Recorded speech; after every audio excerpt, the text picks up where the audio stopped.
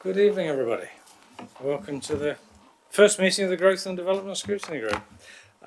And as it's the first one, just so everybody can get to know who people are, because we have both members and officers, I think it'd be a good idea if we went round the table and if you could just obviously say who you are and just briefly your responsibility, function, so we've all got an idea as to what everybody does.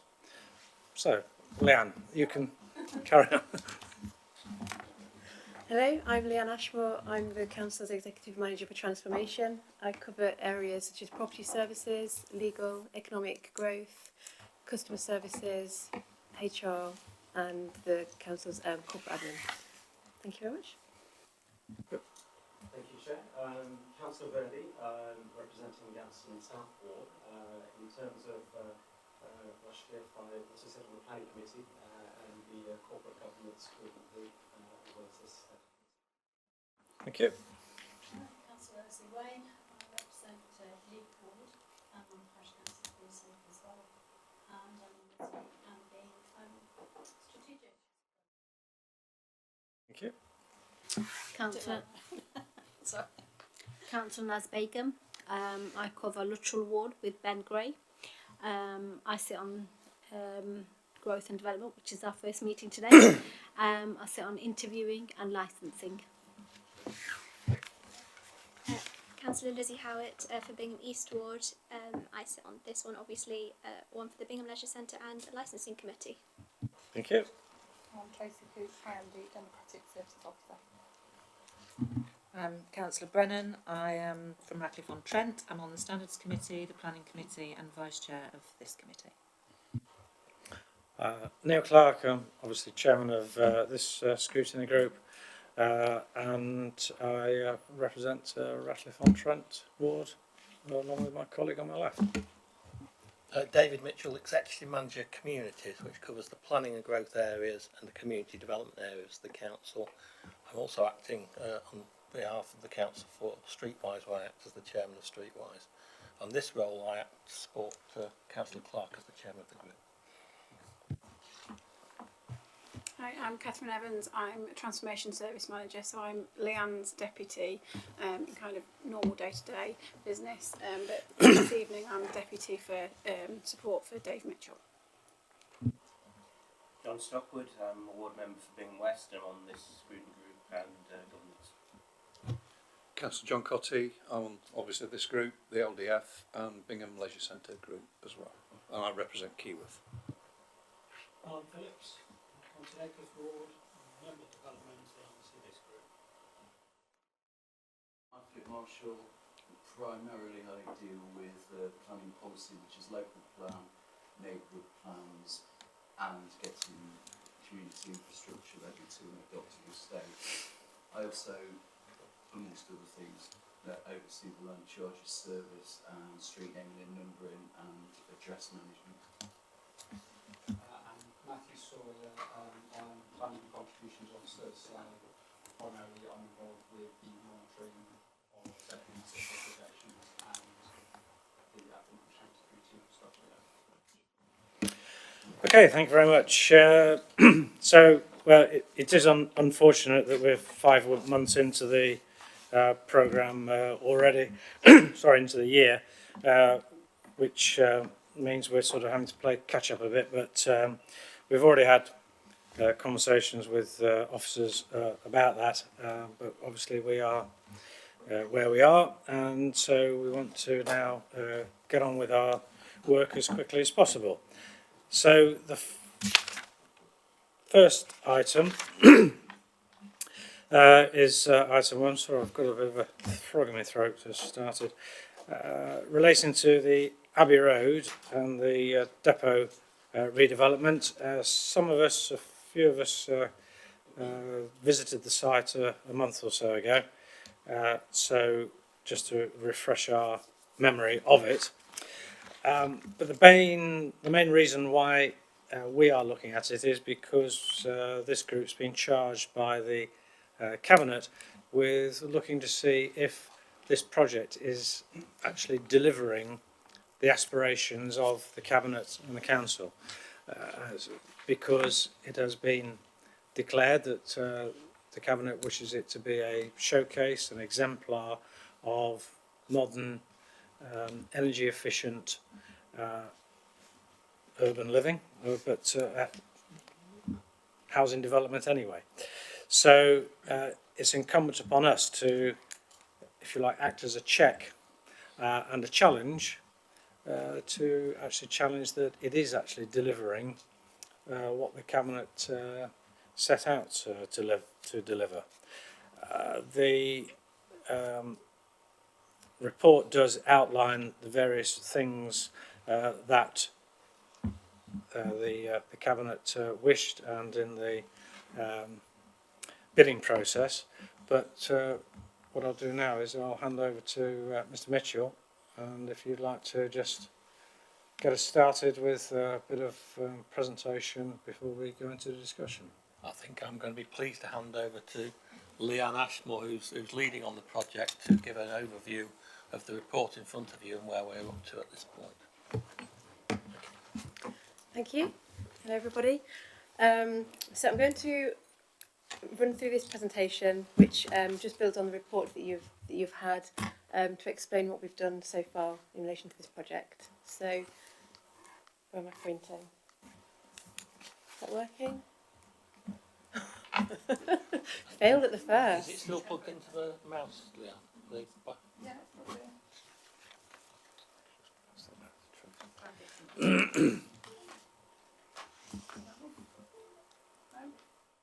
you want to put the cable into my laptop and then I can just... Let's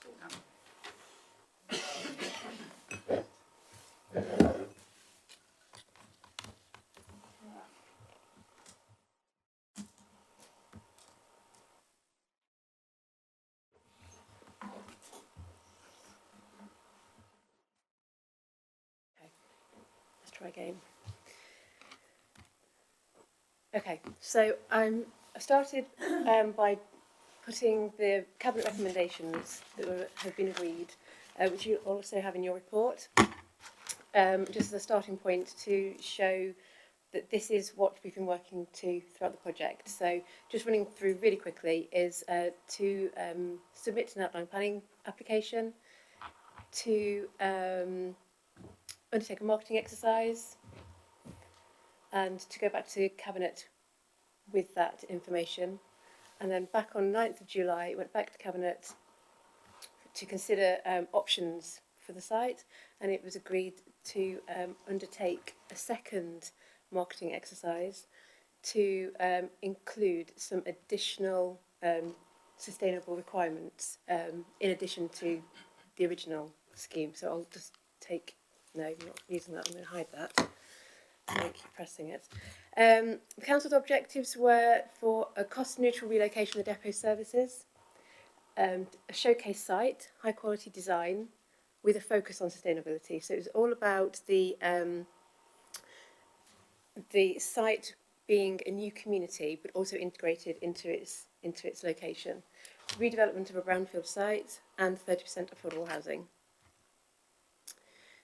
So we appointed an architect and worked with him for a few months to create a scheme that we were happy with, met the council's objectives.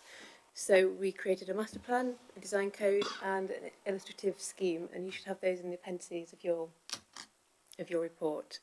We obtained outline planning permission in June.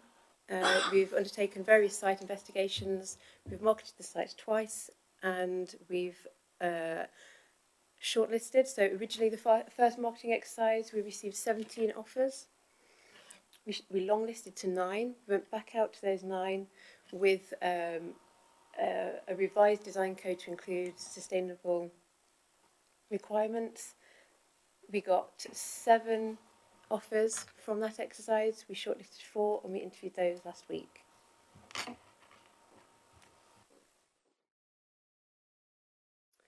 The design code, what we wanted to achieve was an exemplar scheme in terms of design and creating a community in its own right. we wanted, these are headings from the design code which you'll have seen. We wanted to include things like appropriately sized buildings. So we wanted we wanted to have good sized houses for families. We wanted to have level access from getting out of your car to getting into your property. We wanted to have a central area of open space. And I'll put the master plan on there. We wanted to have a mix of types of houses, so 2, 3, 4 beds. We wanted them to look different, so different roof lines, different materials, but using a core palette of materials, so it's a cohesive place. And we wanted there to be sufficient off-road parking as well as visitor parking, and also each property to have its own space for bin store and bike storage for each of those properties. So that was the design code that we set out, and these are some of the images of how the scheme could look and the different house types. I would also say that we looked at a model of smaller gardens with rooftop terraces, and that was to overcome the issues with the site contamination that I'll come on to in a minute.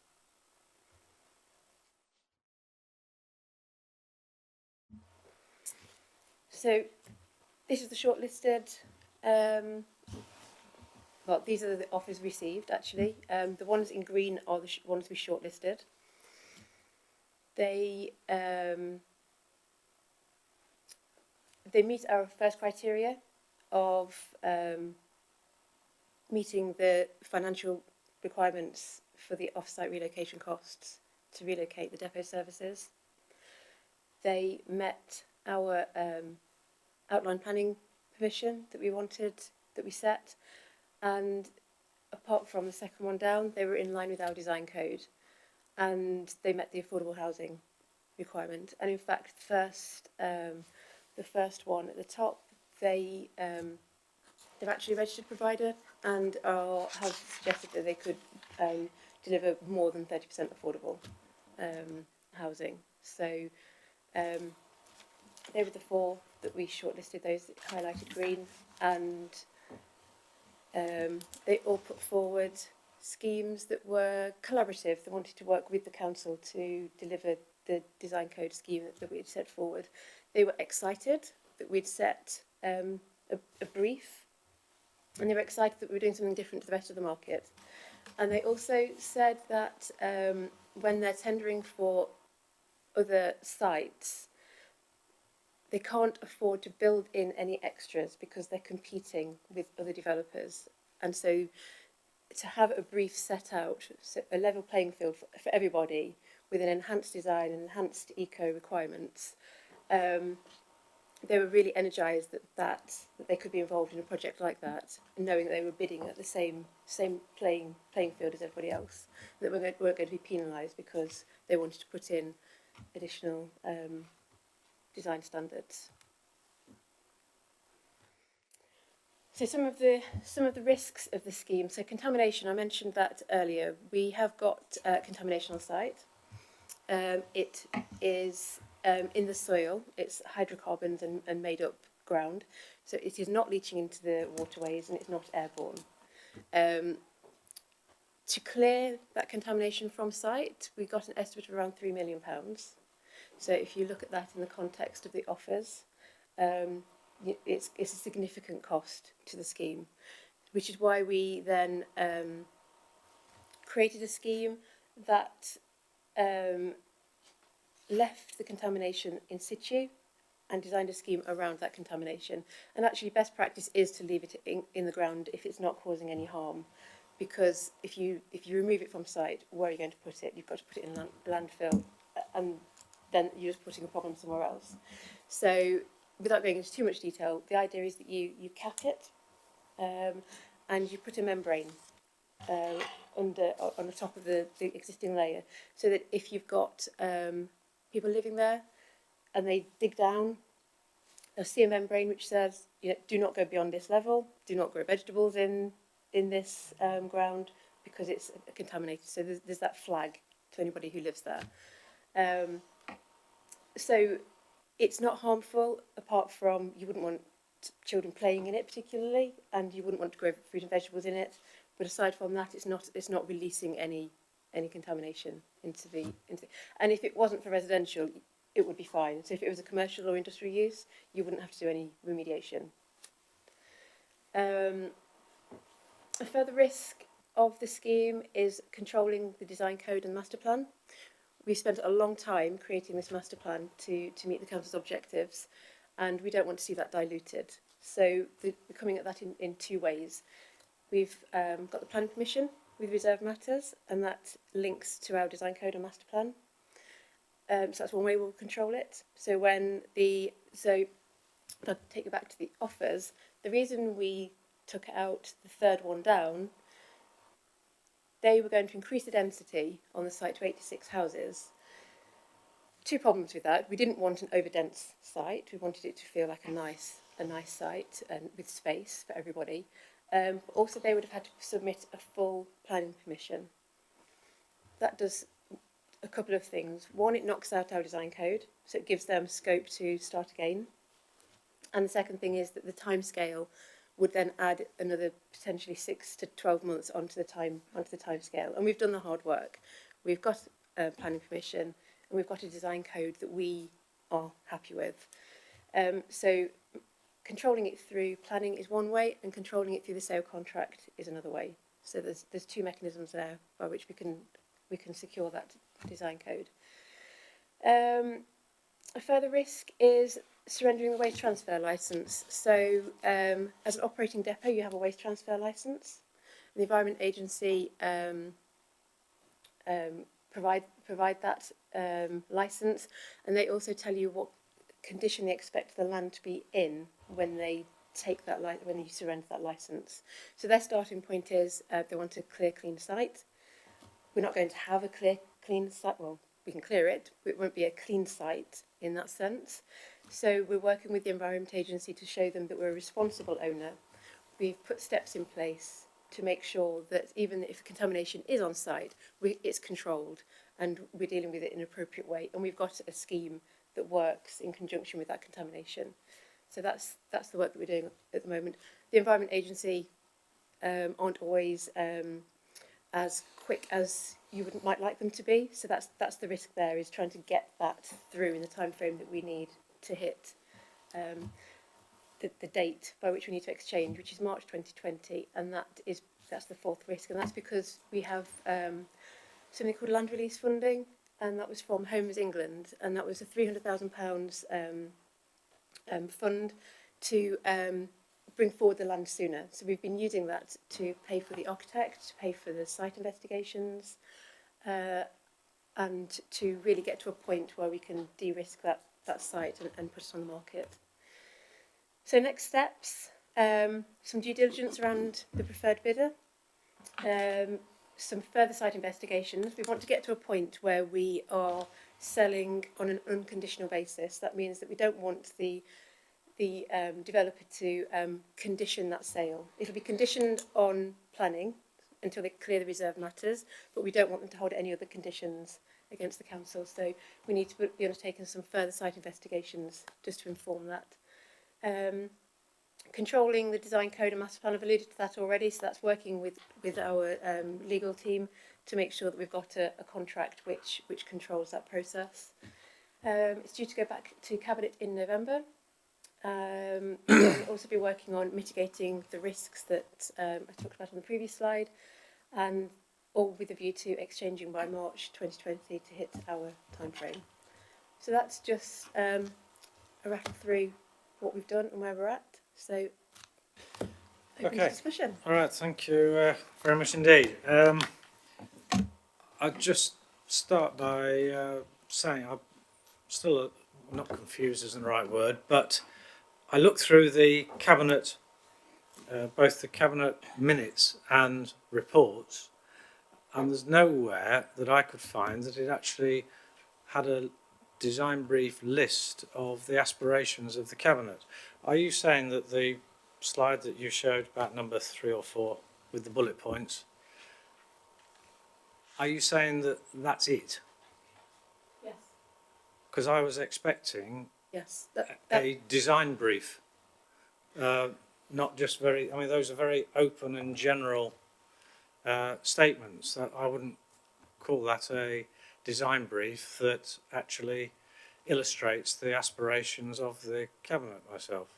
Well, they were the council's overarching aspirations. So from the site, that's what cabinet said they wanted to achieve, and we've interpreted that into the master plan and the design code that we've created to meet those. The cabinet didn't specify, go into the specifics, and I'm not sure I would have expected them to either. It wasn't for the cabinet to sort of put the design brief together. They set the high-level objectives, which we then converted into a design brief, and worked from there. And then that's the documents that we produced. Okay, well, yes, if that's it, then obviously we can't rewrite the design brief.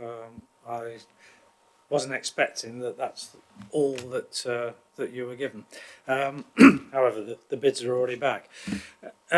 One of the contractors was not in line with the design code, so what's the story behind that? Because how have they been still considered to be an acceptable bidder? They consider to be acceptable because they were the second highest in terms of offer, and because their changes to the design code weren't significant, so there was a slight layout reconfiguration.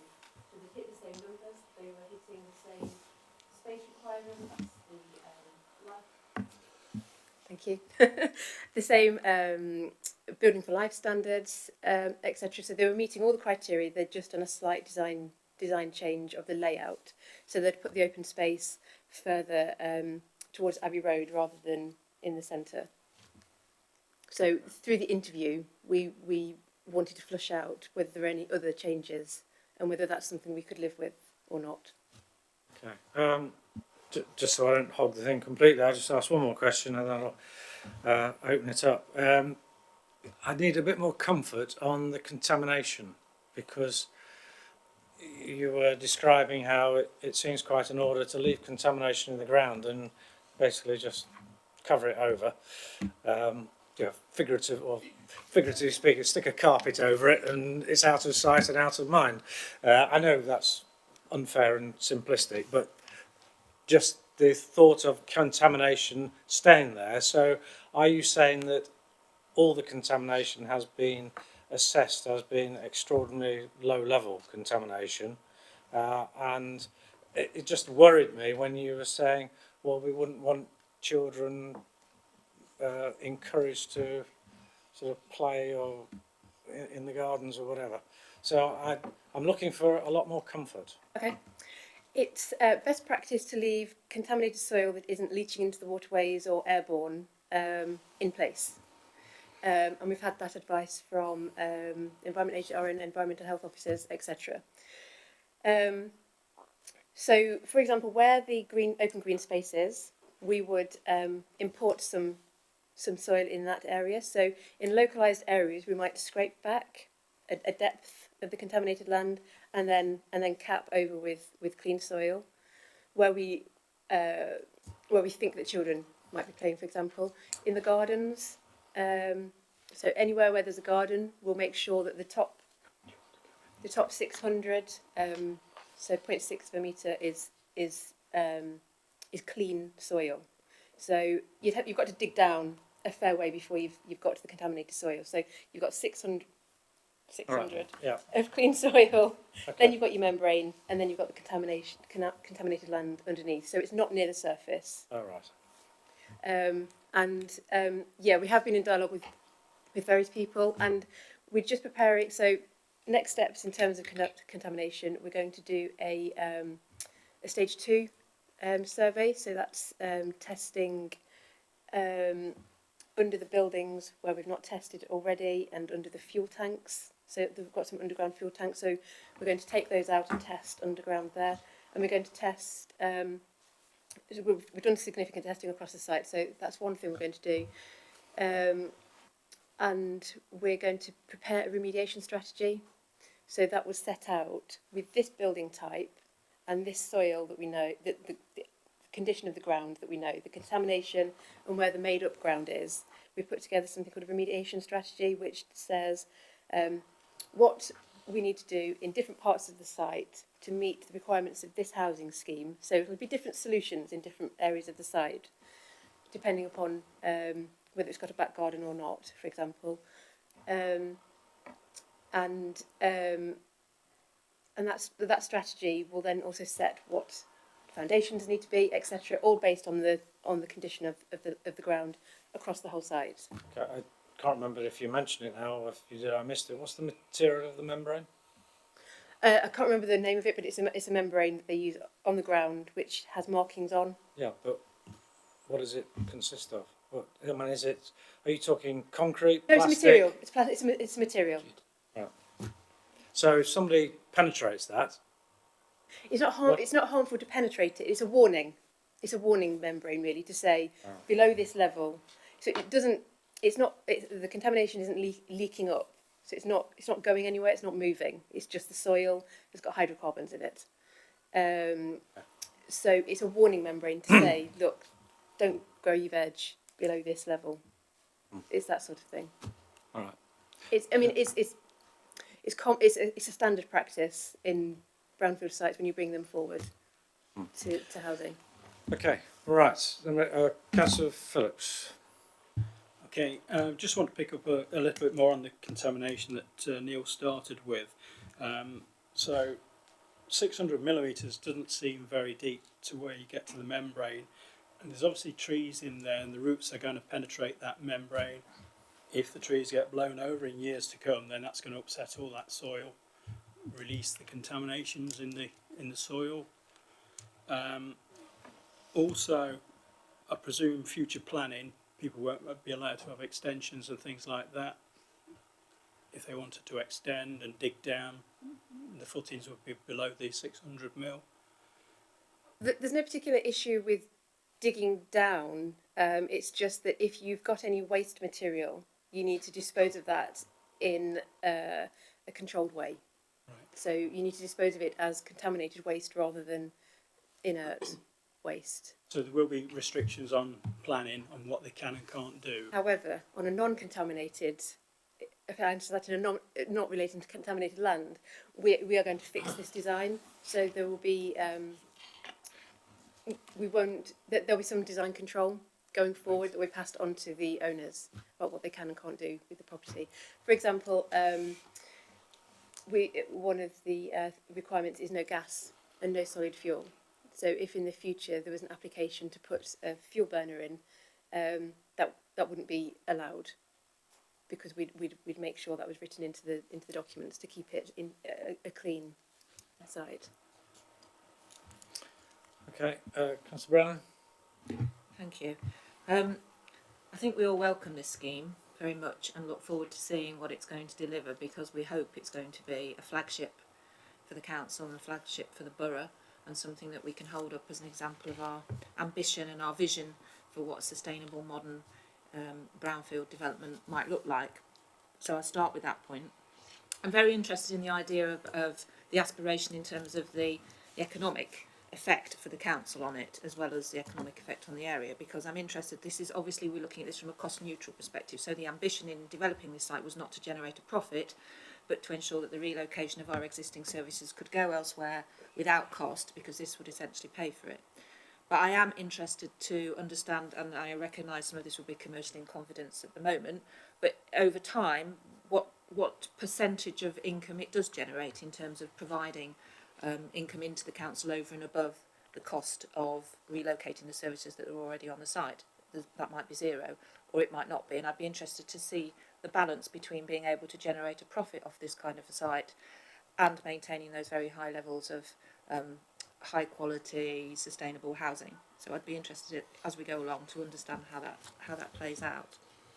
At 4.5 on the in the paper on page 2, it talks about the components of the design code, and you answered already my question about gas and solid fuel, so there will be some covenants on those properties to ensure that those things that are there in the planning code can't be usurped by owners later on.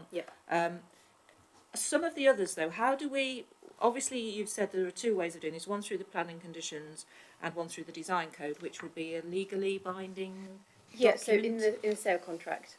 So as landowner, when we sell the property, we'll have a contract of sale, and we'll have particular covenants in there or requirements, and they'll be passed on to the ultimate home owners. So some things, for example, 30% of construction costs being sourced locally are not always within the gift of the developer.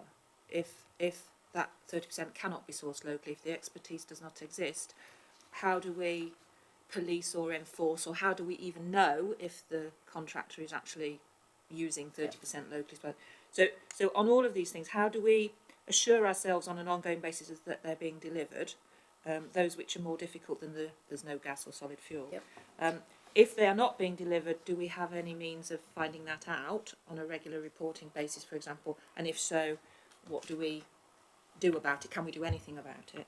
And in the end, will there be an assessment of whether or not the whole site has satisfied all the criteria that were in the design code? I apologise, that's quite a lot of stuff. So basically it was about the potential for the site to develop income, but within the cost neutral idea of that it's not a profit generating development site. And the other is how we enforce the design code on an ongoing basis, in summary.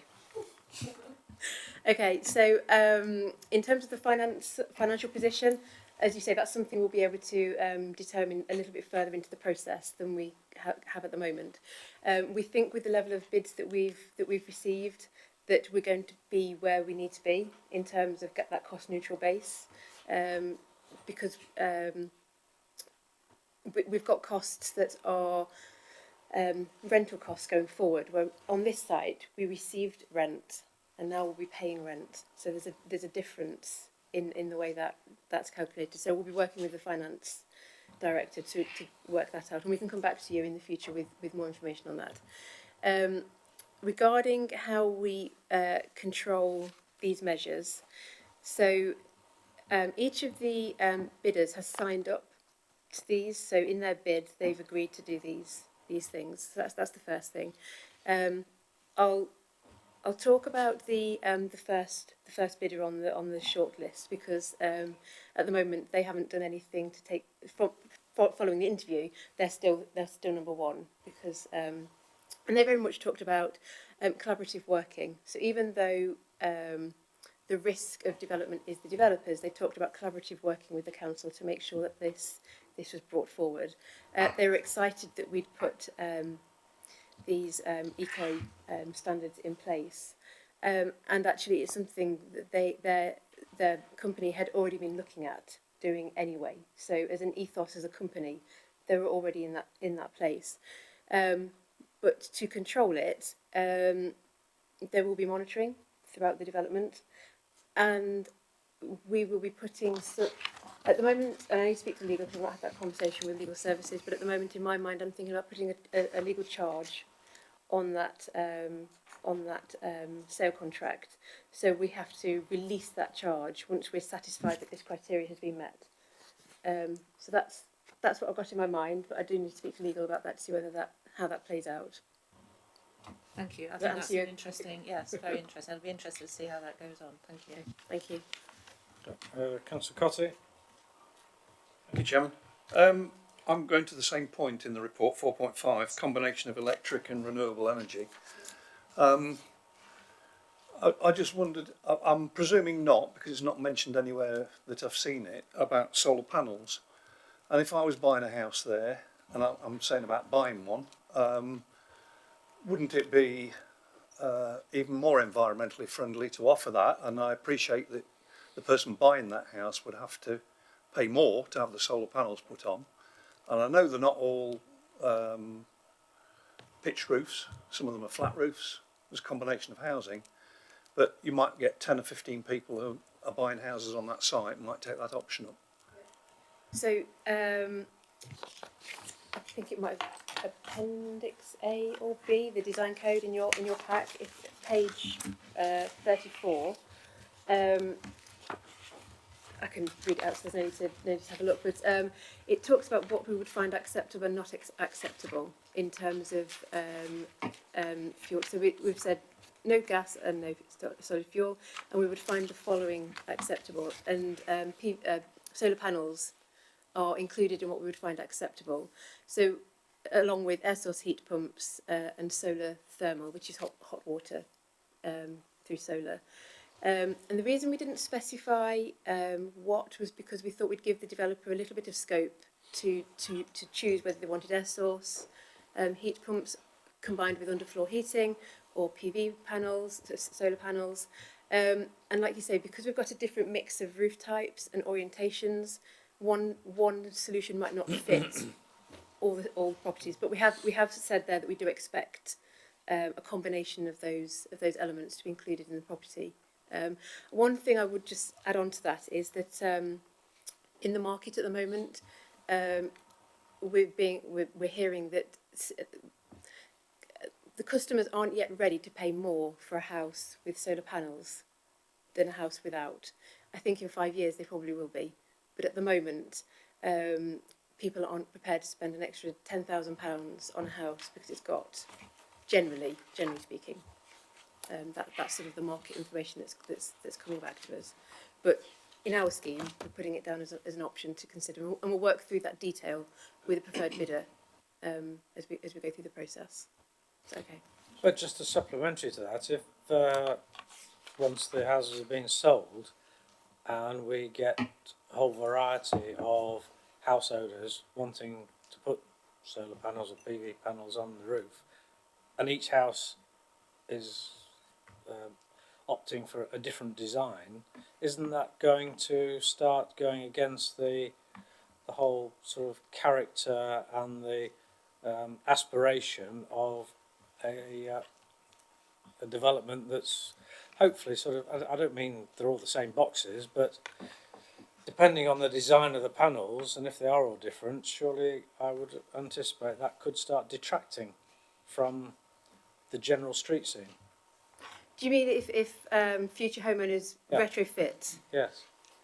I mean, that'll be controlled through the planning process anyway. But what we're saying is that some houses will suit solar panels and some will not. And the alternative is air source heat pumps and underfloor heating, for example, which is a very low cost heating solution.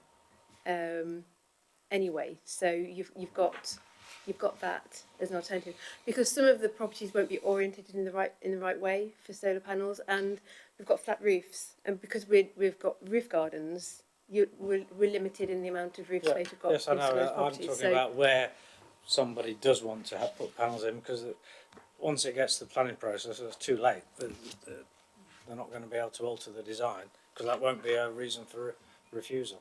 So, yeah, that's a concern of mine. Any other? Sorry, Councillor Verdi. Thank you, Chair. Just going back to the report and under the risks, I know you've already referred to it in terms of the contamination and de-risking, but I'm interested to know how we're mitigating the risk, particularly around the offer price, and if that were to change due to the developer finding some unforeseen complications, whatever. There is a direct link with our capital receipts as per your report. So the question really is, in terms of the range or tolerance in terms of those capital receipts and where they appear in our own accounts, if you like, what is that range of tolerance? And if there was a drop in price, I've seen some of the figures you've put up there, but what is the actual scope we have for a change in that offer price? At the moment, like I said, we haven't gone into a full financial analysis yet, but there is some scope within those offer prices. They are higher than we expected. Okay. So at the moment, we're fairly comfortable with the offers and finding any further risks. We are expecting to have that information within the next few weeks as to any further contaminants found in the ground, getting to a point where the developer says they're comfortable with what they know, and they'll accept what they don't know. So at the point of agreeing an exchange, we're trying to get to a point where they haven't got liability to come back to us. So if we find something now in the remediation strategy, because we're preparing a price remediation strategy, if that's higher than they've allowed for in their sums, then that does come as a price chip at this point in time on the capital value. But post exchange, if they find something subsequently, then that's their risk going forward. Is that okay? Thank you. Yes, absolutely. I mean, I think that's what I was hoping to hear in terms of the cut-off in terms of liabilities on our exposure, that there is going to be some sort of control mechanism around that. Thank you. Thank you. Well, I'll continue with some more. Councillor Phillips.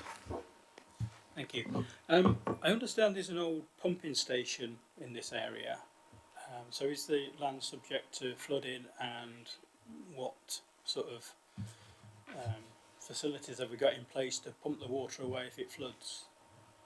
So raising the levels by 600 for contamination is also a requirement for flooding. So for flooding, it's to raise the levels by 500 across the the site's not quite level, but to get to a point broadly 500, half a metre higher than it is at the moment, to accommodate the flooding risk. I've got one other question about the green space. It's going to be a high spec green space. Is that going to be sort of managed by a management company, in which case all the residents will pay a fee? And how are you going to control the management company, because as I understand it, they're unregulated, and if you get other people coming from other houses to this nice new area and they start vandalising it, it's got to be repaired, then it's the local residents here who are going to be paying that through their management fees. And how is the council going to control what those fees are? We haven't got into the detail of that at the moment, but it will be through a management company. One thing that you would expect on this site particularly is that it's a smaller community, and they're all a good few of them are looking over into that green space, and you would expect the standard of that, because it's a high quality scheme, you would expect that standard to remain. Obviously you can't always say that's going to be a definite, but we haven't got into the detail yet as to how it's going to be specifically managed, but it will be through a management company, and you just expect that the high standards will remain. We're not intending to put any play equipment on there. We're intending to create a space which is naturally interesting, using natural materials and not play equipment. So that takes away one of the headaches. So.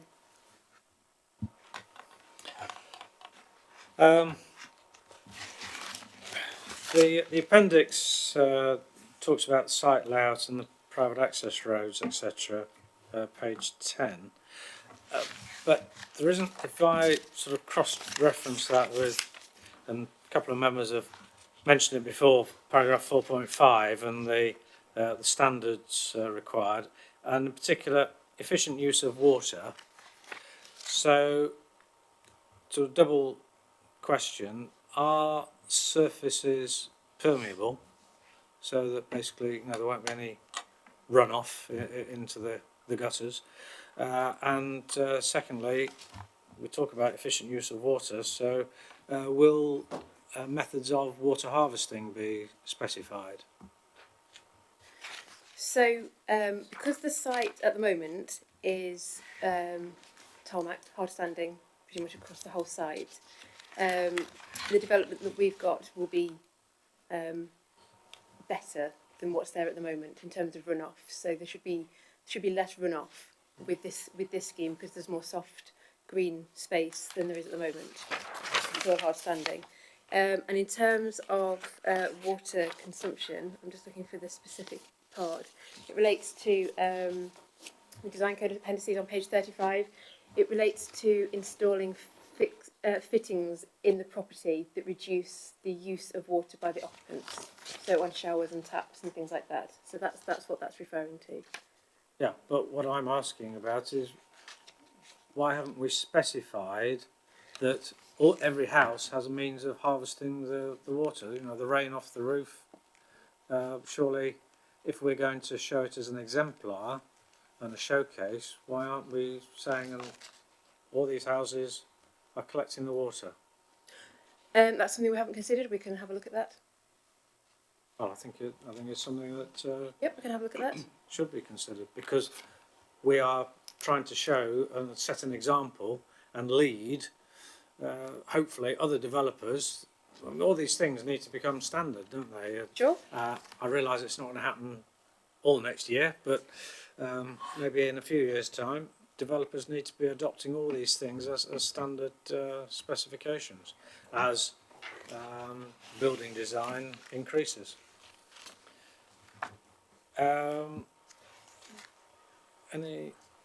Well, I'll carry on then. Affordable housing.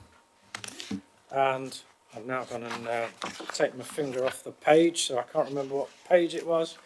But there was a differential in percentage number of houses for rent and for shared ownership. What evidence did you use to arrive at those sort of different percentages? I mean, is that based on some market research, or? We worked with our housing options team, and they explained what there was a need for, and that's what we built into the code. Right. And there was another question that just. Oh yes. So, how the affordable housing? How is that going to actually be managed or dealt with? Are we just going to hand them over to an RSL, or are we going to keep control of them ourselves, or how's it all going to work? No, we're selling the site in its entirety, so it's for the developer to work with a housing provider. Right. So, are we recommending somebody, or are we leaving it to the developer?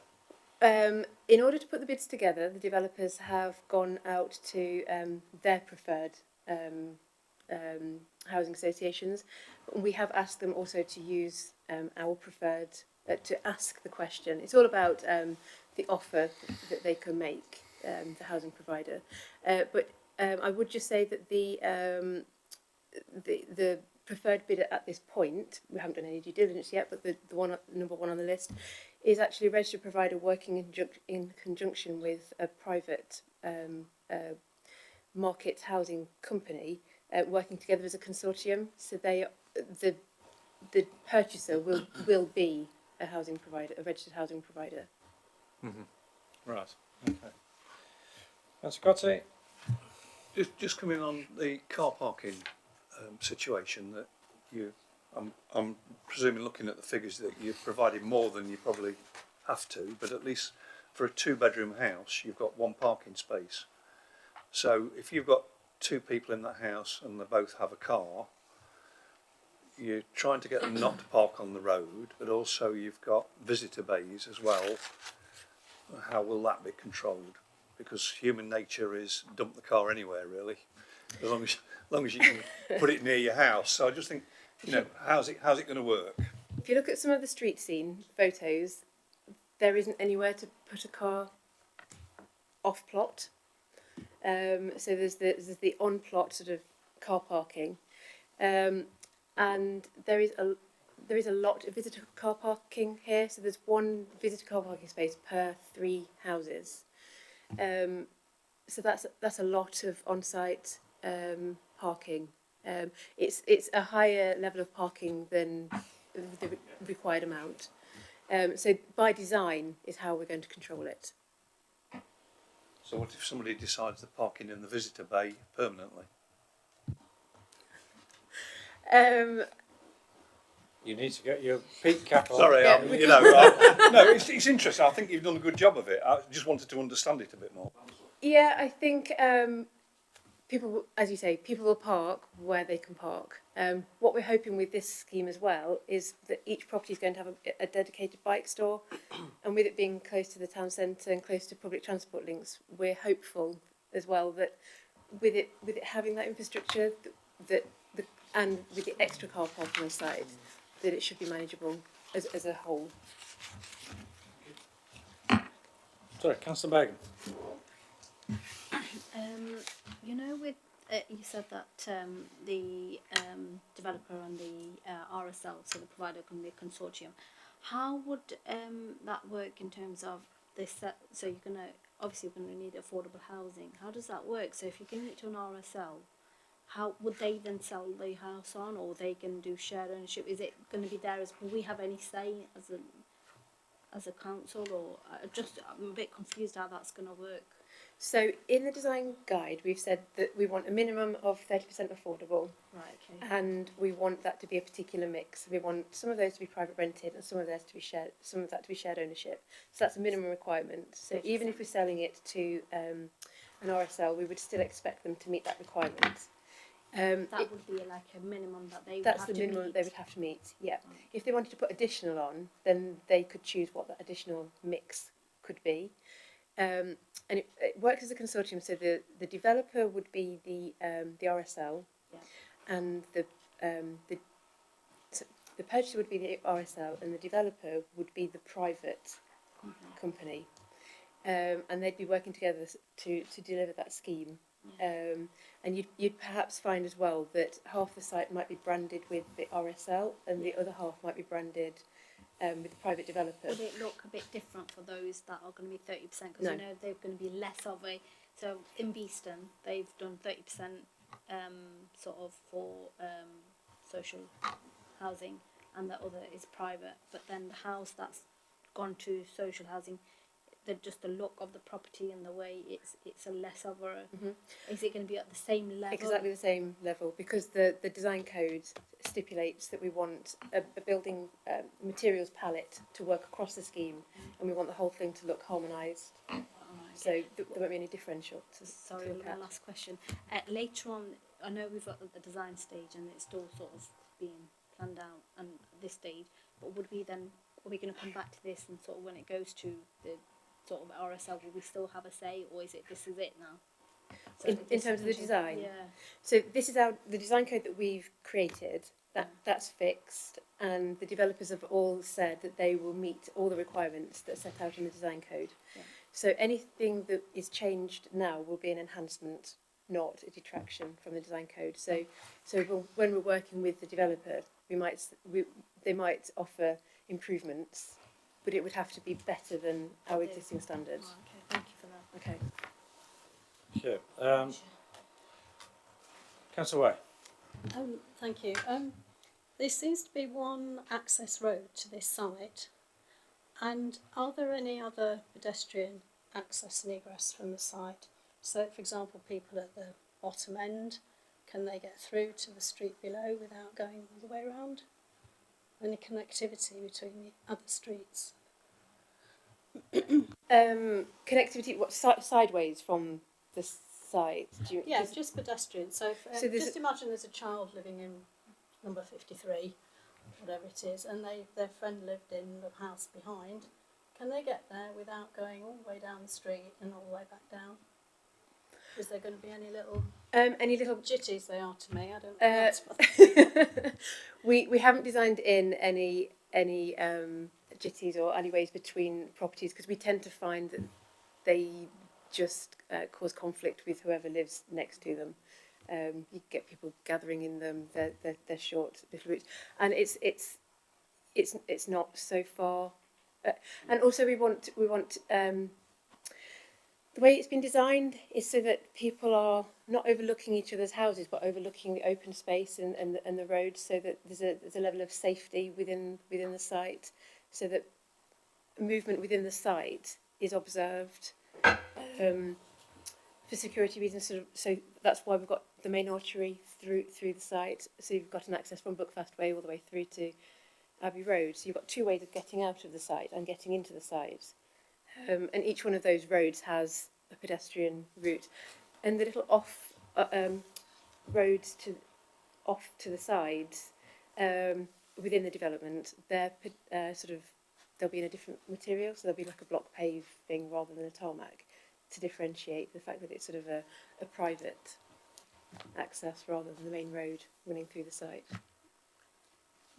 I think it's Building for Life that recommends that you do have connectivity between different Sorry, could you sets of speak, houses. speak up a bit, please? So I think is or, it Building or bring for the Life? microphone a bit closer. Is it Building for Life that has a thing in it about connectivity between different sets of housing, so that people don't have to walk around down main roads? And also, I'm not familiar with this area of West Bridgford. For example, where's the school? Where would people have to go to the nearest school? Would they have to come all the way down this the central road and then come back again? At the moment, there's a footpath all the way along there, that's the red line.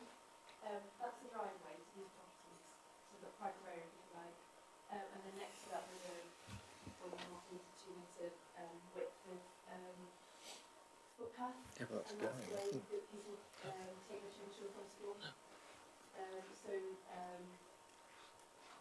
Rather than taking them along a narrow footpath with a 6-foot fence, a 2-metre fence either side, without any lighting or anything, no escape routes, the route would be through the estate. Also, that would also help bring connectivity from the 40 through the site, so it's not like an isolated scheme.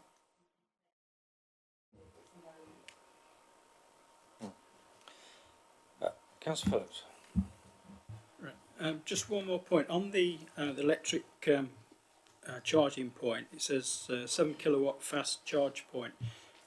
By the time these properties are built, that 7 kilowatt might not be fast anymore. The way that sort of electric vehicles and charging points is sort of progressing. So, are we going to restrict the developer to the builder to put that in, or are we going to say it now needs to be a 14 kilowatt or a 21 kilowatt? And there's one more question on the charging points. So for the apartments, it says they'll have a stand-mounted charge point. So is that where the parking points are, and do they just put money into that to charge their vehicle, or is it actually connected to their electricity sort of meter? So in terms of the speed of the charging point, since we put this in the design code, we've done some work around the capacity. The capacity of the substation and the cost of a new substation to service the scheme, and also those fast charging points. And the information that's come back to us is that 7 kilowatt charging point for each property would not be a reasonable standard anyway. You would actually have a trickle charge, because it's not like if you're going somewhere and you're plugging in for a couple of hours, you want a fast charge. If it's at your house, you're going to park your car there for 8 hours, so you would have a trickle charge. So that's something we're actually considering how we deal with that charging. Not to take too much energy from the grid as well. So we've got that balance. And if technology changes, then equipment gets upgraded, and it becomes the homeowner's responsibility to upgrade that equipment as technology moves on. And your other question was the apartments. Yeah, again, we haven't gone into the detail of that, but it's likely to be a charging point, I would think, because we're not going to have one for each of the apartments. So it would probably be like we've got at the arena here, a charging. So you pay at the machine, because it won't be connected to their supply. So the bigger properties where they've got, say, 3 cars, and in the future they'll probably all be electric, and they've got one on trickle charge, they're going to then go and pinch the standalone for the apartments, or wherever they can charge one of their vehicles. So, you know, if this is the future, electric cars, which it obviously is, we need to make sure that we've got this area well covered. Yep. Yeah, noted, thank you. Okay, trees. The brief referred to 1 tree per 2 dwellings, but when I counted up the trees on the plan, it was a lot more trees than that. So is that just a purely artistic impression and not an accurate impression? And the second, I'll ask it, the two very substantial mature trees at the top by the entrance, how was that assessed that they should be coming down as opposed to designing the layout differently so that they didn't have to come down, because they are, you can't replace a 200-year-old tree very easily. Okay, taking that point first, those trees at the front, as you say, two prominent trees, there were three, and we've had to remove one of those other, the third tree in the past due to subsidence that it was causing to the local properties. So we've had to remove one of those trees that was of a similar size already. The advice that we had is that actually those trees are too big for their environment, and every 3 years they're pollarded, so they're cut back quite harshly to stunt their growth. So in terms of their value, whilst they appear to be good quality trees, they've outgrown their environment. And going back to your first point in terms of the number of trees on the site, it's an illustrative scheme. So if you've counted up the trees and there are more, then it's illustrative. So when it says in the brief 1 tree per 2 homes, then that's the minimum requirement. Having said that, the preferred developer at the moment have said that they would look to try and put 1 per dwelling. Whether they can achieve that or not, I don't know. But that's what they've priced for in their bid. So that's their aspiration. And then they would plant 3 trees per dwelling off-site to offset the carbon emissions on the site. So that's the stance of the preferred developer at the moment. Okay. So that's in addition to what we've asked for. Okay, Councillor Verdi. Thank you, Chair. I might have to come back. Get the frog out of my throat. I'm just picking up on the point regarding the consortium arrangement. Sorry, excuse me. I might have to come. No, things cleared. Just picking up on the point about the consortium arrangement. I noted a bit of interest that the preferred supplier number 1 at the moment, contractor or developer, it's going to be a consortium arrangement. From my experience, consortiums are a good thing. They give scope to put a better proposition together. However, they also increase risk in terms of the governance arrangement. So in terms of our design codes and our some of the objectives we've set and the parameters and so on, I'm interested to hear what our role will be or how we're going to manage that increased risk, in my view, if we have a consortium developer that wins in the process. Okay. So the benefit, as you say, of consortium is bringing 2 different models together, so cross-benefiting, and the risk to the council, we don't think is there, because we're only selling to 1 party. So we're selling to the housing RSL developer, but they've got a consortium with the other company. So we've got a contract with 1 single developer, and that if they run that consortium, it's like a subcontractor arrangement, which then wouldn't affect the council, because we've got a contract specifically with one developer. The consortium goes on in the background. Okay, that's fine. I mean, obviously we're effectively delegating to some degree the risk management to our prime developer, as long as our contractual and our commercial arrangements with them cover these points. Then I think that's fine. Yeah. Okay, I think we're sort of hopefully drawing to a conclusion. I was just going to mention that we have talked previously about, because this isn't, as far as I'm concerned, this isn't a one-off meeting and that's the end of it. We need to keep an eye on how it progresses, and we've just formulated a few little extra bits to go on the recommendation, but also what we haven't talked about is the potential of inviting the winning bidder or the successful contractor to come and give us a presentation so that we can see the colour out their eyes and say, right, you know, are your intentions strictly honourable, etc., and are you going to deliver what we want you to deliver, basically? And that's the sort of the nub of it. Yep, I think that would be fine. Once we get to that point, once we've sort of done our due diligence and we've chosen the preferred bidder and it's been to cabinet, then I think then we can invite them in to come and do a presentation. Yep, fine. So we've sort of formulated a recommendation. Councillor Brennan like to.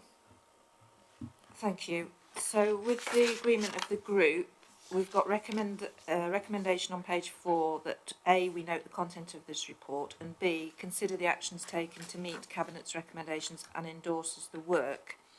And we're suggesting adding subject to ongoing reports, monitoring the issues raised, including investigation of water harvesting, to satisfy the group that these matters are being addressed. Sorry, did you mention inviting the? Well, that was a separate. Right. A third point being to invite the successful contractors at an appropriate point. Yeah. So does that reflect the discussion that we've just had? Anybody wish to make any other comment? Or if not, then, as I say, this is very much an ongoing process as far as I'm concerned, and we will be coming back to it. You know, this isn't the end of it, because if it is going to be a flagship, innovative, exemplar, we need to check to make sure it remains that way, and that because it's the members that are going to get the criticism if it's not an exemplar.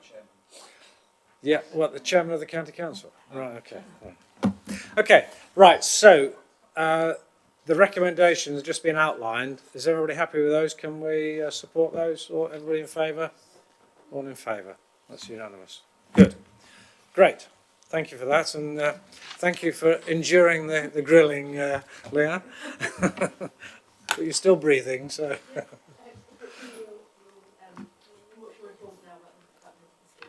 Yeah. Good. Okay. Right. So moving quickly on. So agenda item 4 is the community infrastructure levy, which I do notice one thing, Executive Manager, it keeps makes reference rather a lot into being brought into force. It's been brought into force, not bought into force. My fault for not checking it well enough, so I accept it. Make sure you read it. Yeah, exactly. So, this is about community infrastructure levy, which has now been adopted by the council last week. But obviously, I'm hoping that we'll be here to. This is just a sort of a shot across the bows, and this is again another one that we can return to later on when the scheme has progressed a bit. Who's Phil Marshall and Matthew Sawyer. right? If it gets up on the screen. Right, when we're on the screen.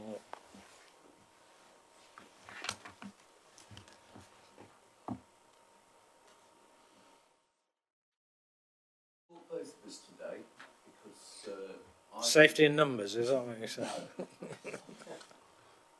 I was involved. Oh, there we go. I was involved heavily in its development and led on it. In terms of its implementation, Matthew is in post as the Planning Contributions Officer. Not only is Matthew looking at SIL implementation, he is also managing Section 106 agreements and ensuring money gets spent in a more timely manner. So that's part of your role, isn't it, Matthew? Yes. So in terms of more nuts and bolts and going forward, Matthew may have more knowledge than myself. Right. Well, that's an admission. Okay, right, far away. The clicker's not working. I'll tell you what, Matthew can sit here I'll sit over there. You see how it goes? Yeah, that's great. Okay. Right, so community infrastructure levy, where's the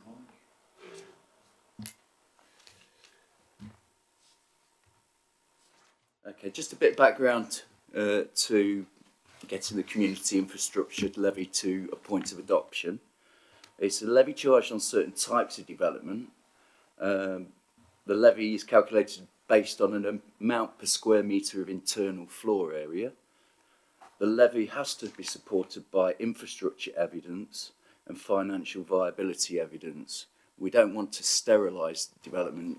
Similarly, we don't want to be charging too little in terms of pounds per square metres. The infrastructure evidence and the financial viability evidence was also developed in support of the second part of our local plan, which has also just gone through to adoption through full council a couple of weeks ago. The reason for this is the infrastructure evidence is guided by the amount of development you've got to mitigate against. So the two are intrinsically linked.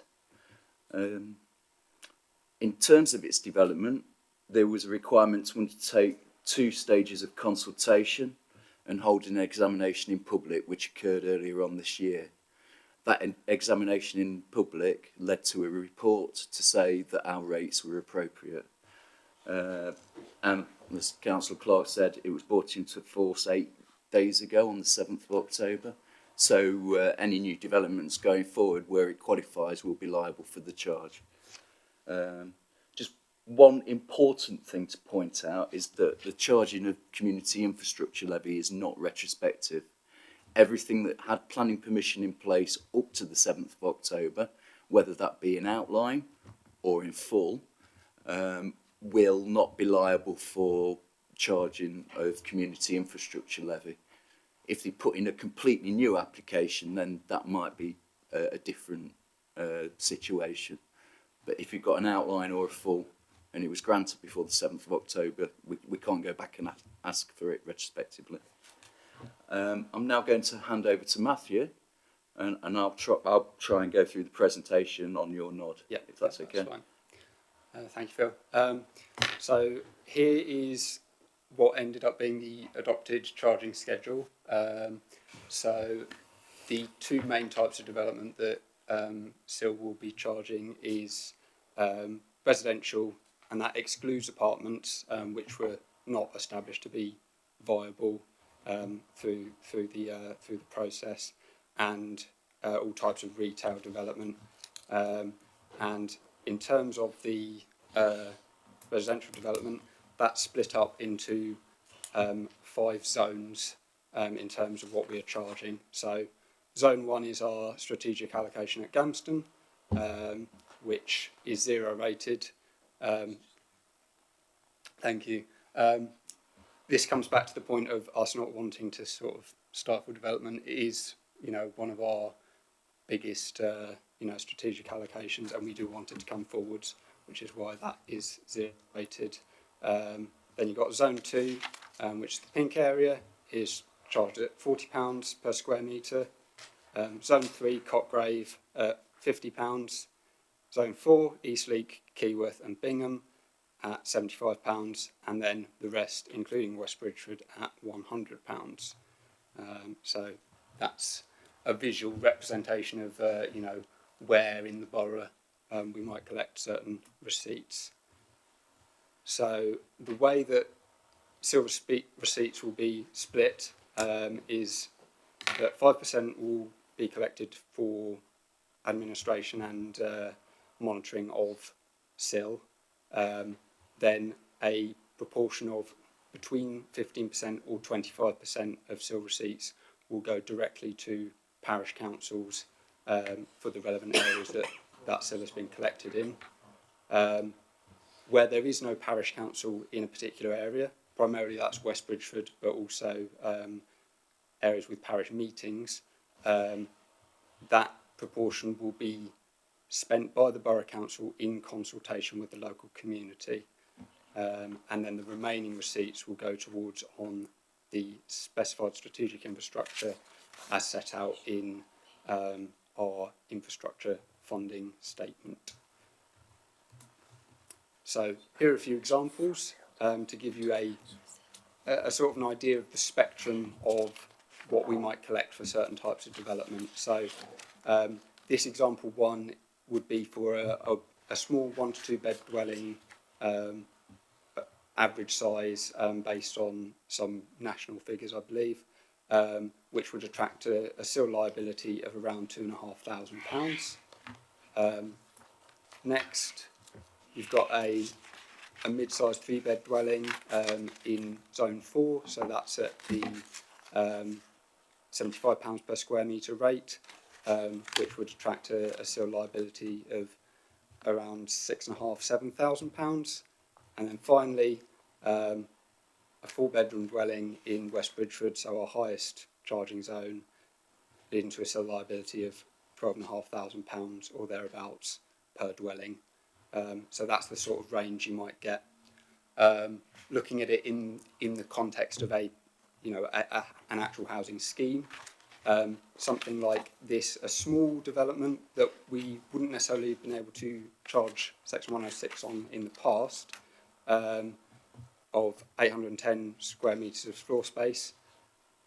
You've got a breakdown there of, depending on which zone it would be in, what the total CIL liability would be, what proportion of that would be for strategic infrastructure, the community proportion at the lower rate of 15%, and then the administration.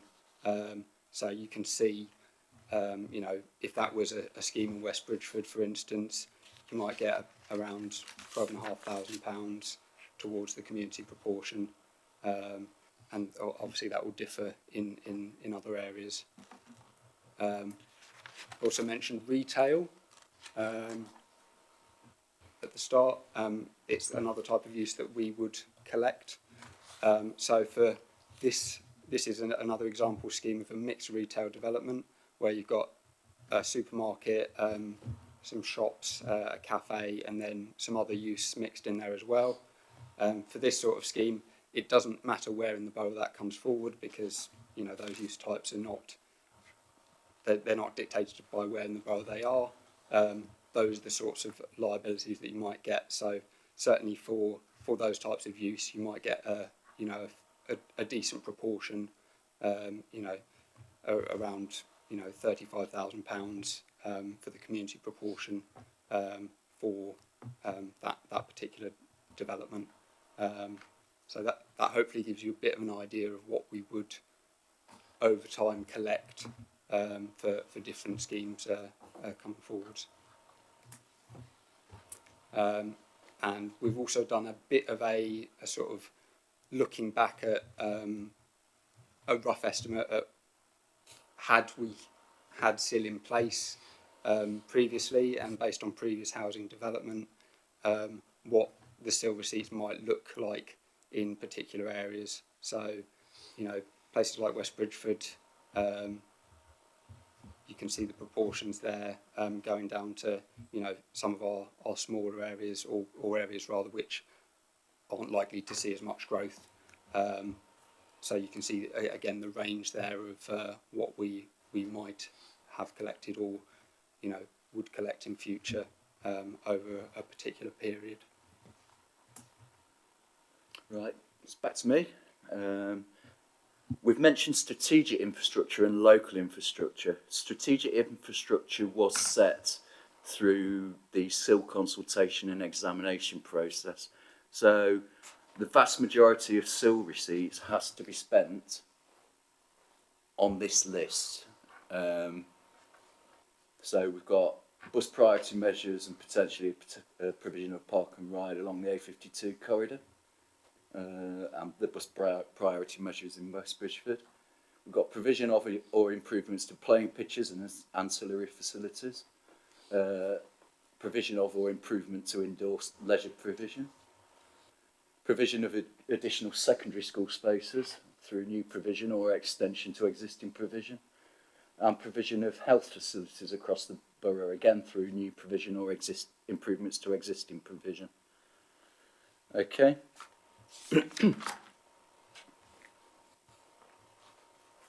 So, all in all, the new development in terms of the impact on those particular pieces of infrastructure, we calculated a funding gap without SIL of about £17 million, of which 13 million will, up to 13 million will be plugged by having SIL in place.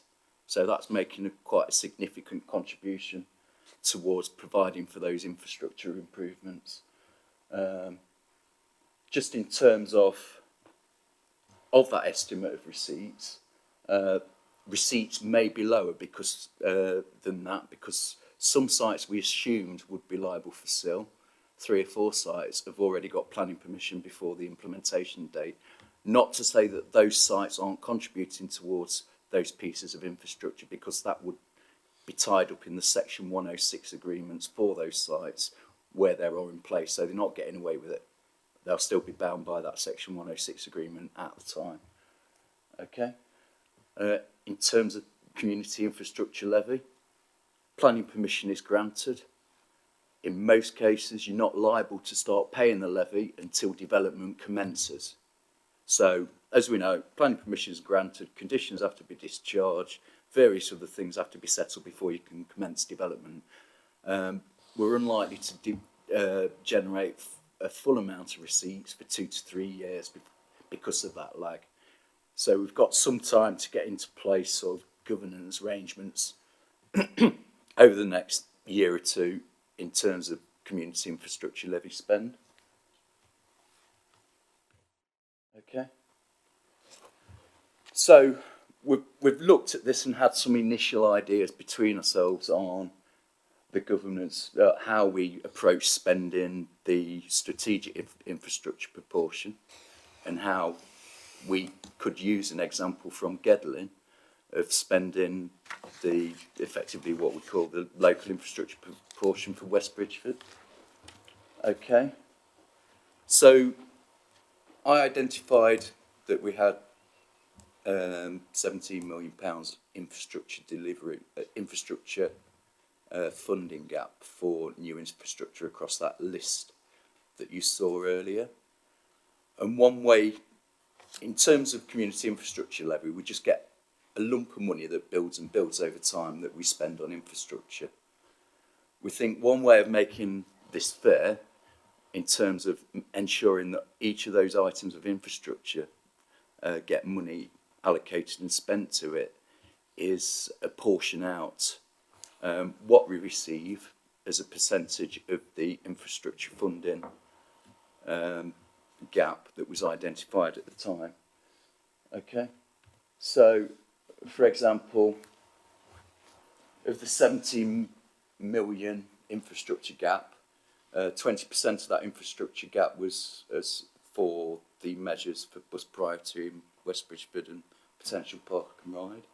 10% was for playing pitches and ancillary facilities. Provision 15% was for indoor leisure, and so on. So, for example, if we've got £1 million coming in a year, we'd apportion it out into those infrastructure funding pots for infrastructure providers to spend on those infrastructure items mentioned.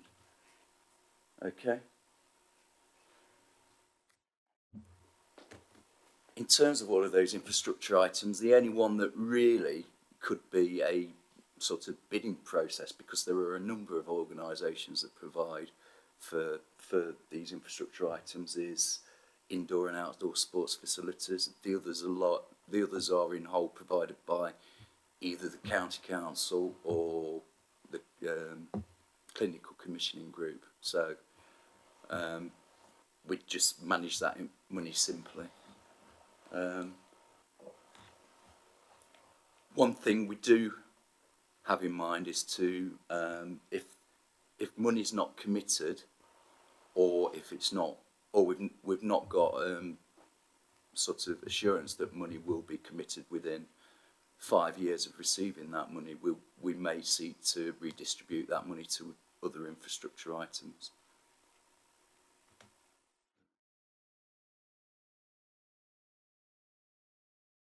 Not long now.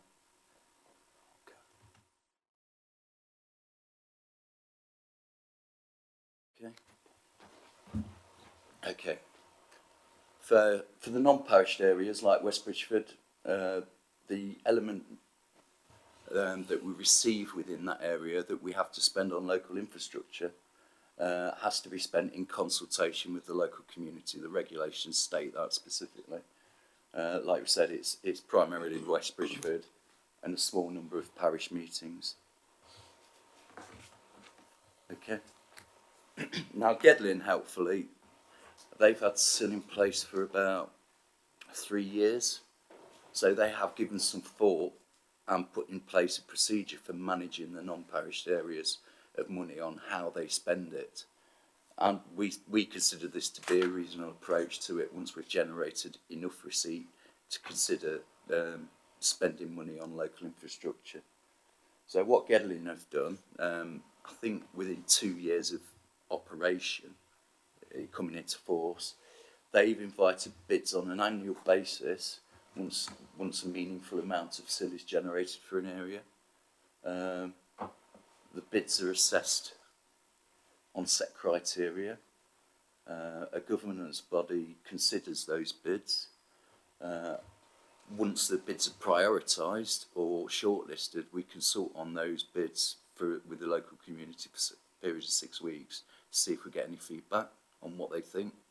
So, for example, if we've said we're going to improve this particular bit of open space, that's what we consider to be the #1 priority bid, then we put that out to consultation with the local community for 6 weeks and seek feedback. We use that feedback to finalise our final sort of what we will fund with that. So, sorry to interrupt, but Yep. That consultation, how would you actually conduct that? How would you perform the consultation process? I mean, we've not put that procedure in place at the moment. We've not developed that procedure. It's something to be developed over the next year or so. What Gedling do is simply they put it out on their website for a period of 6 weeks and notify community groups that may be interested in bidding for some money, interested in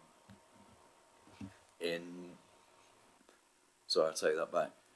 Gedling put it out for 6 weeks and invite comments from anyone, but they do specifically consult with community groups for their feedback as well at that point. So any known community groups in non-parished areas, they'll directly consult. They also consult with local ward members at that point as well. And I believe their governance arrangement have the local ward members on board in terms of shortlisting the bids and also finalising the final sort of infrastructure that will receive money from that pot. But as I say, it's going to take 2 to 3 years to generate any meaningful proportion. Okay. And that's the end of it anyway. So, sorry, it's a very wide subject, isn't it, Matt? So if anyone's got any questions, we will attempt to answer them. If we can't answer them, we'll take it back and get an answer to you in due course. Sure. You mentioned Gedling. Yes. But Newark were the first to implement SIL. So what feedback have you got from Newark? Well, in terms of Gedling, throughout its development, I was in contact with their community infrastructure levy officer, which is a similar post to what Matthew is in at the moment. They've largely said, in terms of feedback, they've said, yeah, it will take 2 to 3 years to generate any meaningful proportion of money. But Newark were the first to implement SIL. Have you had any feedback from Newark? I've not had any feedback from Newark myself. Sorry, Mr. Mitchell's got... If I could just explain that, Newark is in a slightly different position. Gedling has non-parished areas in Carlton, Mapley and Arnold.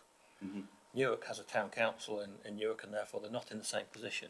Okay. What we're looking at is a borough that has a similar profile to ourselves in that they have non-parished areas, and what do you deal with it, particularly with large non-parished areas. Newark's pioneered by being the first in place and the first to undertake a SIL review as well.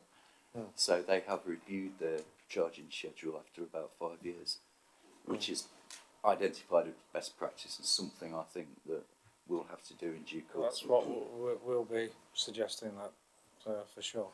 But can I just probe you a bit then on that charging schedule, because my understanding so far is that that charging table schedule was drawn up by a consultant based on old ward boundaries that don't exist anymore. So what was the rationale for using that basis of different rates, which actually in some cases cut a community in half, Ratcliffe-on-Trent being one example?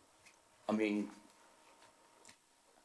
back in 2015 when we commissioned this work originally, ourselves, Broxtowe and Nottingham City, who were the only ones in our housing market area that were looking at doing second parts of our local plan, respective local plans, and also investigating whether SIL would be viable. We drew together a brief back at that time, based on use the current ward boundaries at the time as a starting point, and any reviews along the process of developing either the local plan or SIL will use that as a starting point. So we were tied in at that point of time in terms of the joint brief for the consultants. What I would say though is those charging zones have been subject to 3 local development framework groups commenting on them, 2 cabinet approvals and a full council approval. It's also been subject to 2 stages of consultation and an independent examination into them. So we have gone extensively through that process. We can't just change the charging zones now without going through further procedures.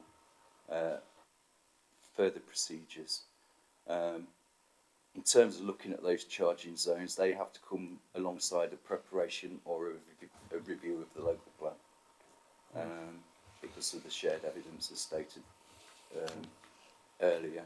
Reviews, Newark did a review within 5 years of 5 to 6 years of their original adoption. So there is an opportunity there to revisit that work and re-look at the zones in terms of any brief that we go out with or anything that consultants agrees in the future. But for now, we're fixed with those charging zones. Okay. Councillor Stockwood. Thank you very much. In the report to the LDF, in paragraph 4.19, I think, is the appendix to the report, it does say, when developing these procedures, officers will also consider the potential to ensure that 25% of SIL receipts can be made available across all of the borough, rather than just those areas with benefit of a neighbourhood plan. Can you tell me the timescales for completing that work and how that will move forward? Because I think some of the parished areas are looking at developments that will come forward with SIL in much shorter timescale than 2 to 3 years. Otherwise, we can have a 5-year housing supply problem, I think. At the moment, we've got the 15% capped for non-neighbourhood plan areas, and we've got the 25% for areas with neighbourhood plans. We can allocate more money to those parishes at the current time that haven't got neighbourhood plans for anything on that infrastructure list. So the things that parishes without neighbourhood plans could look to bid into the indoor and outdoor sports provision as it stands at the moment. By December 2020, we have to review our infrastructure list. One of the things we will be looking at, and we're attending a parish forum next year to get parishes warmed up in terms of SIL and how it operates and what it means for those. we'd like to get an idea of what parish's priorities are in terms of local infrastructure. So when we come to revisit that list in December 2020, we may be able to get something on that list that's a bit more generic. So parishes can claim, well, can spend more than 15% in those areas if they haven't got neighbourhood plans. Unfortunately, because of the definition of infrastructure for the parish proportion and the borough council proportion, what we can spend with our proportion, the definition of infrastructure is a lot narrower than what the money that we hand over for parish proportions can spend theirs on. So it won't be a case of just simply handing over the money. There will have to be some other things put in place to enable 25%, at least 25% to be spent within the area that the SIL was raised. But it's something we're looking to develop by the end of December next year. Thank you for that. So as a council then, we're committed to all parts of the borough, whether parished, unparished, with neighbourhood plan or without neighbourhood plan, will receive 25% of SIL receipts by December 2020. We will be looking at whether that can be put in place, but our initial thoughts are, yeah, we can do something on this. Don't forget, we are not a policy-making group, we are a scrutiny group, so... It's already gone to council, Mr. Chairman. Council agreed that report. I know. So I'm just asking for the implementation of council's decision and ensuring that council's wish, just as we ensured the design criteria are being delivered for cabinet's choices, that council support for 25% all across the borough is going to happen, and the timescales for implementing that decision. I mean, quite a few parishes will receive little, if not anything, in terms of the community fund, because there's certain exemptions. If you're a self and custom building, you live there for 3 years, you don't have to pay SIL, and certain charitable developments and certain types of affordable housing is also exempt. So smaller parishes may get very little, and we don't want to ensure that they also get some sort of fairness in terms of what they do get. We can bump up to 25% through some sort of mechanism. So it's about the work involved in doing a neighbourhood plan for an area that's got a problem there, and then compared to what return they actually get from that neighbourhood plan, because if they're going to get the same amount of money anyway, why would they go through the work of the neighbourhood plan? But yeah, exactly. The other aspect I would like to question on before we move on to other speakers is about the shortfall. We know that the SIL will not provide enough money to pay for the infrastructure, and we know that the amount of money available for health and secondary facilities is dependent on after our administrative charge and etc., and that will not cover the expected cost of those facilities, and that's what we're seeing in facilities when it goes to primary schools or other things, that the money that's coming through from developer contributions isn't enough for what we need. How are we expecting to fill that shortfall? In terms of some of the, in terms of school places, I think if there's a commitment to a pot of money coming from SIL, then there's other pots of money that you can bid for from government in terms of generating additional school places based on need. In terms of if you've got a pot of money from SIL, it will increase chances of getting match funding from other funding sources.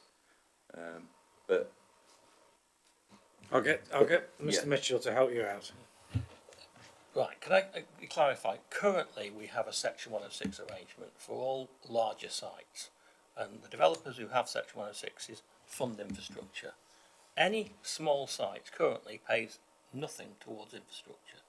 Now, community infrastructure level is in, there will be a large contribution starting to come from those small developments of up to 15 homes, which don't have a Section 106. We will still have Section 106 for large sites. There will still be a mechanism to claim both on-site and off-site monies, and that will be subject to viability tests just the same as it is now. The current arrangement is secondary schools. If I pick on the secondary school ones, a county councillor, when we put in a development, then the education authority, county council, have to put in for a bid for secondary money. That's generally on a per head per pupil arrangement. Primary school is generally dealt with on site. Secondary school is a per head. This fund will gather that amount of money. If it isn't sufficient, we can then include, on large sites, we can include it within a section 106. On smaller sites, they wouldn't have paid anything in the first place. They're now starting to pay for schools, for health, and for leisure facilities, which they've never paid in the past. So in any of your areas where you've had a small development of 5 to 10 houses, previously, up to this point, they paid nothing. They're now starting to contribute to infrastructure. So I think it's an added value. And if you look at the number of houses we develop in the area, quite a large number on large sites, but there are a significant number on small sites that currently don't pay anything. They will now start to pay. So I think it's an added value. Whether we will get challenged in the future from the large developments, I don't know. But I think overall there'll be a benefit to the infrastructure. Does that help? I think. Good. Let's give it 2 to 3 years to find out when. Exactly. Okay. Anybody else? You mentioned the breakdown of the main areas where of different types of provision, health, play areas, blah blah blah, and you talked about the percentages. Presumably, those percentages aren't set in tablets of stone. I'm not talking about reviewing them in the future. I'm talking about if need is identified that those percentages need to alter, then presumably they can alter. We can alter them when we need to, or when we consider they're no longer appropriate. So yeah, they can be reviewed, particularly if we get other types of infrastructure where we've identified a need in the future, brought in each December when we review our infrastructure list. Yeah, so what I'm getting at is basically that it's just a guideline and it can be flexible.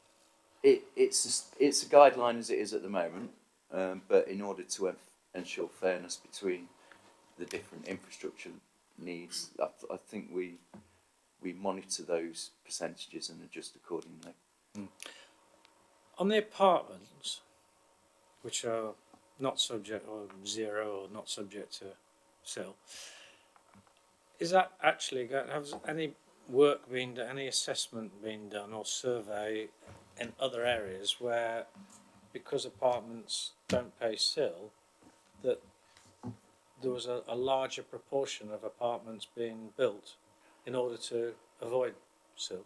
I'm not aware of any, but we can still ask for planning contributions through the Section 106 route on developments 10 dwellings and over, on all apartments as well that reach that threshold. So I'm not aware of any studies that has actually specifically identified an increase in the number of apartments built as a result of SIL coming into place. Okay, that's done. Thank you. Just going back to Councillor Clark's previous point about the percentage of the infrastructure being potentially flexible and reviewable. Yeah. It's very difficult for me, being confronted by that information for the first time this evening, to interrogate it in my mind as to whether it looks reasonable, right, or not. Okay. So I think there's an issue about presenting that kind of data, just dropping it on us, really, because I can't even recall now what most of it was, and I don't have it in the papers. So there's an issue about that. But based on what you said about it potentially being reviewed, I'd like to understand at some point on what basis you might make those changes. What sort of data sets are you using to say, well, actually we need less here and more there, or more or less in this part of the borough? Because, I mean, I presume it's not, I don't imagine done on a whim. I mean, there must be some kind of like strategic context within which you might make those decisions. Other than the bus priority measures one, all the other infrastructure requirements are based on formulas per dwelling. Okay, that was the evidence that we used, say, the county council's formula for secondary school provision, the clinical commissioning group's formula for the provision of new health space, effectively. So we use that information as a starting point for those particular pieces of infrastructure. Now, if we get another item of infrastructure coming along and we've got an idea of cost, we'll have that cost to, say, the overall cost for all of that infrastructure is 10 million, of which 2 million is for new health provision. 20% of what we receive at any given point a year is put aside for that health pot, because that's 20% of the funding gap that's been identified. So if you get more and more bits of infrastructure going on that list, it'll dilute the percentage depending on how much that infrastructure will cost. Okay, thank you. I think it might be helpful, I don't know if others agree, to have, when that is reviewed, that it comes back to us so that we can just take a check look at what changes you may or may not be proposing for that information. Yeah, that's right. Yeah. I mean, like I say, we're right at the start of the process, so things will become more clear as we go along in terms of processes and procedures. So we're on a steep learning curve, is that the... We're all on a steep learning curve, yeah. Councillor Phillips. Okay. Just bringing you back to the consultation period where you mentioned 6 weeks consultation. In my ward, Compton Acres, we don't have any community facilities. We've got no community buildings. We've got a couple of pubs and we've got a notice board at the shops, and that's it. So to get that message out to the community is going to be very difficult. We have 4 local area meetings a year, so chances of us hitting that 6 week period to get to the community is very sort of unlikely, and also we've got very little land to develop, so we're unlikely to get much money anyway. The only development we've got coming on is the Little development, and there was outline planning for 286 apartments, so we'll get nothing for that. But you would get, if you got retail there granted, retail, yes. Retail will qualify, and that was the example that we used, which would generate quite a significant amount of money. Yeah, but nothing for the apartments. They're exempt at the moment, but we'd still look at mitigating using the Section 106 agreement route. Right. Okay. If there was an identified deficiency in infrastructure arising from that particular development. But we still need to find a way of getting the message to the local community. I agree, and any ideas that you may come up with, feedback to myself, and of course, ward members are members of the local community that have a voice. We'll make the decision. We'll have to wait what the pay is, won't we? Okay. Right. Any other contributions? Yeah, I think it is as we've all recognised, it's very much at its infancy, and we need to see how it goes, don't we? So really we want to be able to sort of strengthen that so that we can come back to it again and see how it goes. So I think you've written... I was just going to suggest, as you said, we're at the beginning of the process, so there's a lot more information to come that would help inform us. This is just an observation, but it started 5 years ago and it's potentially going to take 3 years to deliver. I mean, it's astonishing that something like this should be 7 years before it comes to any fruition, but that's by the by. The recommendation is that we consider and comment on the content of the presentation. I wonder if we could add to that a recommendation B, that income from and outcomes of the SIL are reviewed at an appropriate point in the future to enable the group to review its effectiveness in delivering its objectives. Yeah, I'm in agreement with that. Every year we now have, from December 2020, we have to produce an infrastructure funding statement that will outline precisely money's in and what's gone out. Yeah. So. Yeah, brilliant. Good. Okay. Right. Everybody in favour with that recommendation? Good. Lovely. Great. Thanks for that. So just the final item is to review our work programme for, well, it's basically the next 3.5 years now.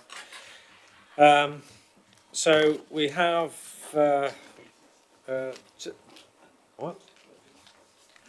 we have today's meeting, which we've just done. So January is outlined there, but there may be, subject to how it all transpires, there may be the opportunity to invite the winning bidder. And if that happens, then perhaps we might need to knock one of these to a later meeting. Otherwise, the meeting will be just too long. So we have then, with that proviso or caveat, got March. The question is, what other things we might like to have a look at. I would like to suggest two things. Firstly, to scrutinise how we approach, what is our approach and how we approach negotiating Section 106 agreements, which is sort of very much really goes hand in hand with the SIL, so they are very closely related. And the other one is to scrutinise our how we engage with other stakeholders in strategic terms. So things like growth boards, LEPs, all those sorts of outside organisations. You know, we can review our relationships. Yep. So I'll open it up to the floor. To, any other suggestions? Which I think some people have got some suggestions, if I remember correctly. Councillor Verdi. Thank you, Chair. One area I would be interested in is, having recently heard about the Development Corporation that's kicked off, and the proposal that's been submitted to the Secretary of State in March next year, what role this group has and what the sort of governance connections would be with that Development Corporation in terms of, you know, we may not have the teeth to ultimately do anything, but we hopefully can somehow plug into the process from this end in terms of the proposal that's been put together. So I'm not sure how that would work, but I'm flagging that up as an area I think that we as a group, you know, with our remit should really be looking to engage with. Yep, sure. Fine, lovely. Councillor Begum. Thank you, Chair. With the growth and development, have we got a list of things that we can look at? So obviously my understanding of growth and development, we've got what we've got on the agenda, but I don't know what we can or can't. So there's no point making suggestions that are not feasible or viable really for this. Well, have you actually got something in mind? No, I was wondering if there was because obviously I would go into it and have a look, but if it's not something that we can bring to the table, then there's no point suggesting it, if you see what I mean. Well, if I can... yeah, there was a... If you... Does it make sense?